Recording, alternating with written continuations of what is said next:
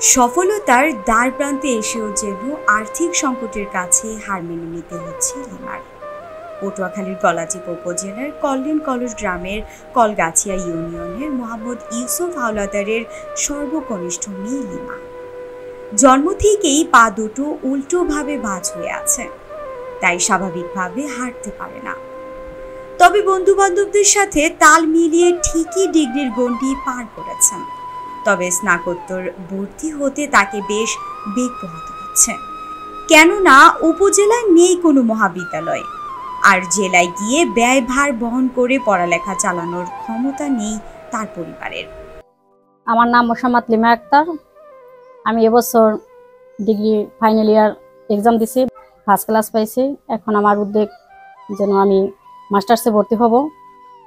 আগে বিগত অনেক সাহায্য সহযোগিতা সবাই আমারে দিছে, কলেজ থেকেও দিছে, গ্রামের ভাই ব্রাদারাও দিছে।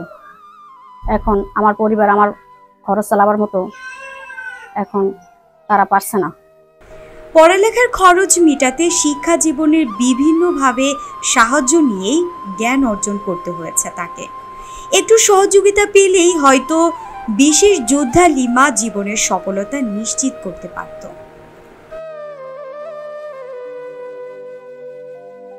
আমি এখন পরিবারের কাছে বোঝা হয়ে গেছি।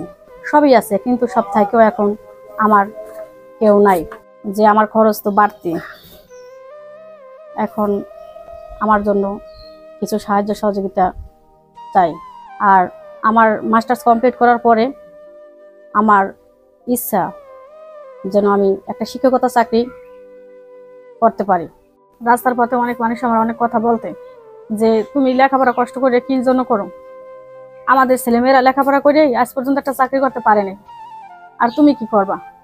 কেন তুমি লেখাপড়া করো?